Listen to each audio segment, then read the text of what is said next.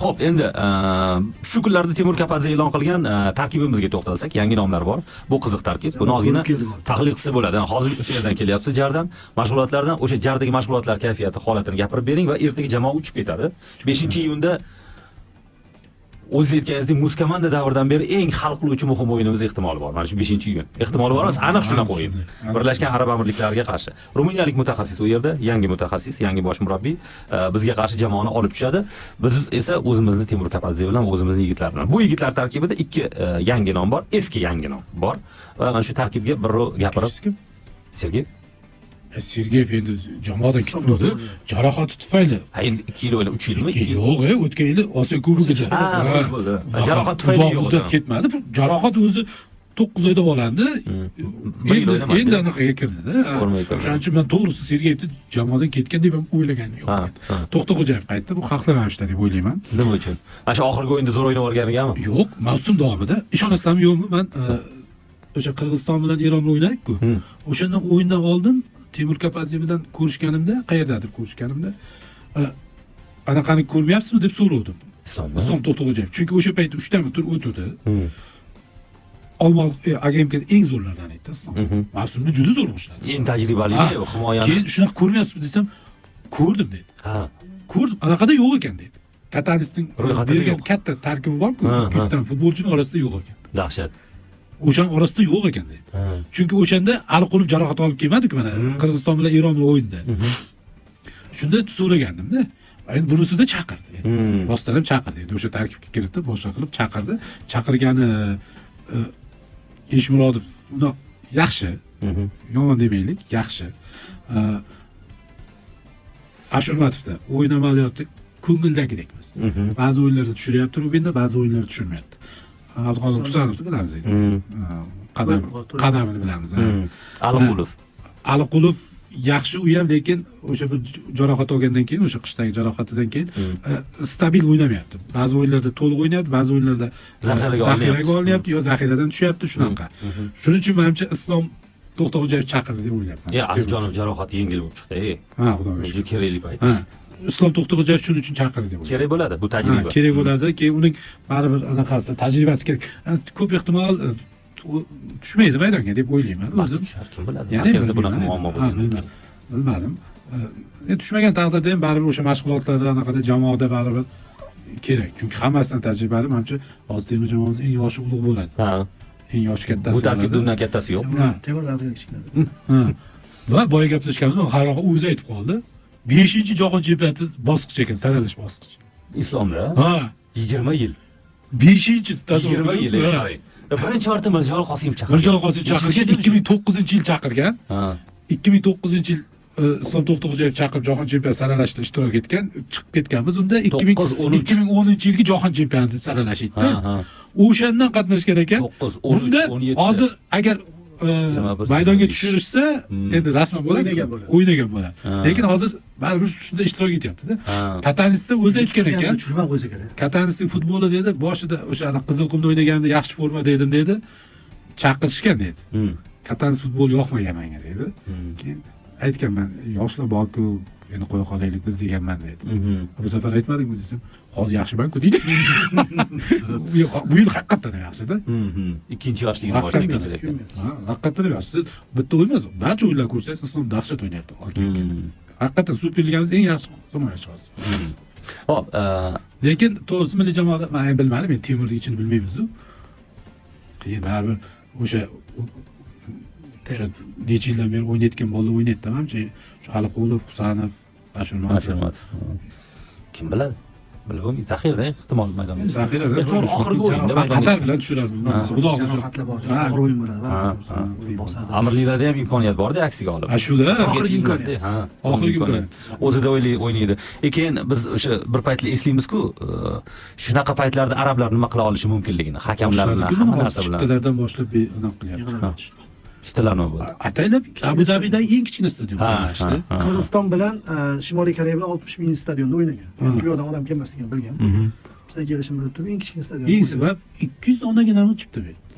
2000 ta berish kerak. Yo'q, 1200 bo'lar ekan. Nari borsa kam deb baribir. Kamda.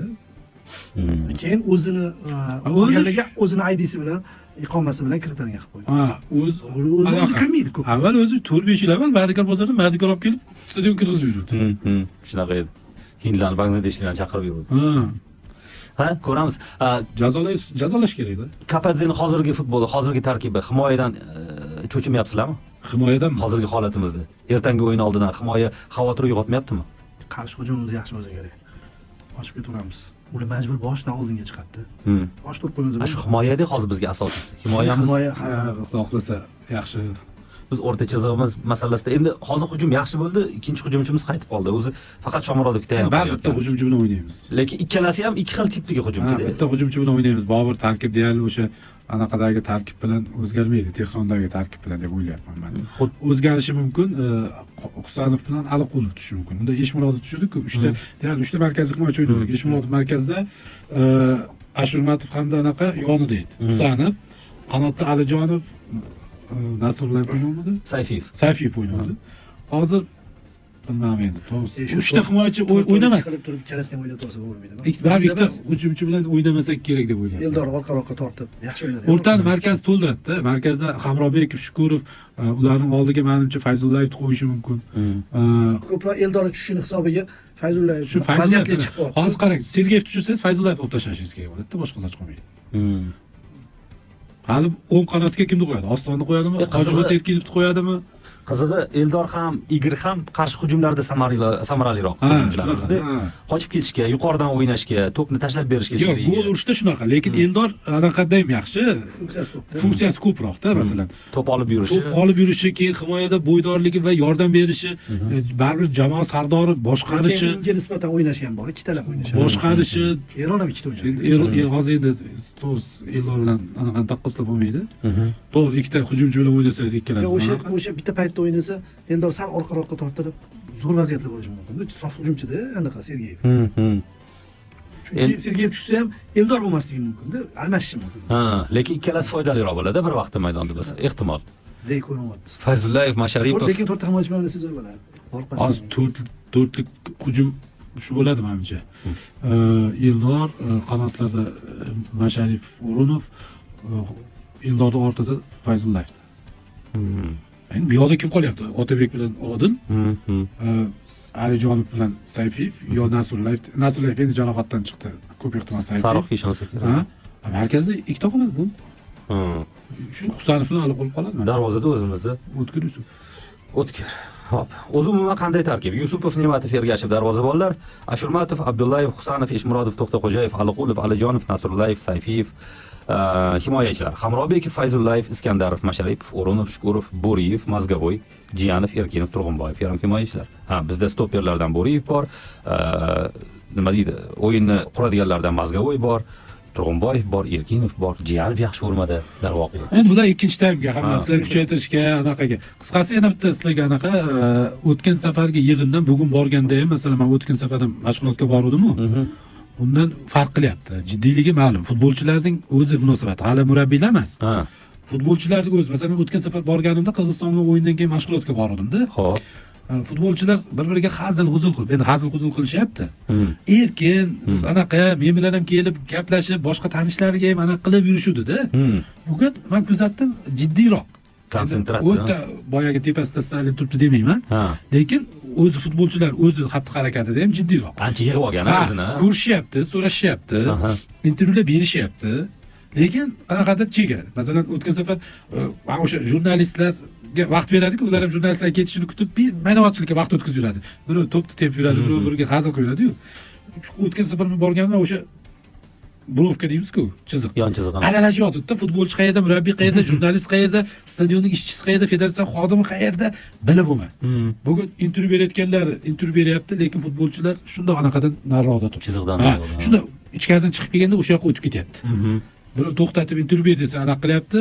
O'tgan safar o'sha Otabeklar hazillashib, bemalol. Men masalan, bugun Otabekni ko'rdim, kelib ko'rishmadi ham. Men ham anaqa qilmadim, ortiqcha anaqa qilmadim.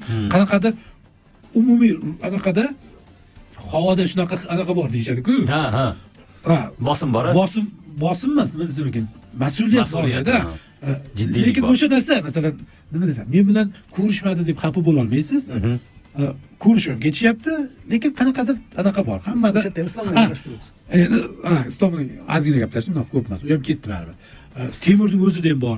Keyin meni bilishimcha, anaqada Dubayda ham shaharning ichidan nima shahardan tashqarisida joy topishgan. Shuni qanaqadir ihotalash uchun. Jebel Alidanmi? Bilmayman qayerdaligini. Aytishmadi. Shu muxlislar ham kelmasin, hech kimga hech qanaqa bosim bo'lmasin anaqa deb turib yig'ishyapti ekan. Jiddiy baribir o'sha muhim o'yinligini hamma his qilyapti. Buni so'ramasangiz ham odamlarning ko'zidan, yurishidan, o'zini tutishidan sezsangiz turibdi. Jurnalistlar ham men ham o'zim masalan ko'p narsaga bundoq qarab anaqa qildim. O'zimni tiydim-da. O'zi shunaqa bo'ladi-yu. Masalan, bir qovoq kelib chiqasiz. Muhitdan kelib chiqasiz. Birov irjayib, tirjayib tursa, kuyganlar o'xshab, borib siz ham shunaqa muomala qilasiz. Jiddiy turgan bo'lsa, bundoq qo'ya qolasizda. Ha, mayli.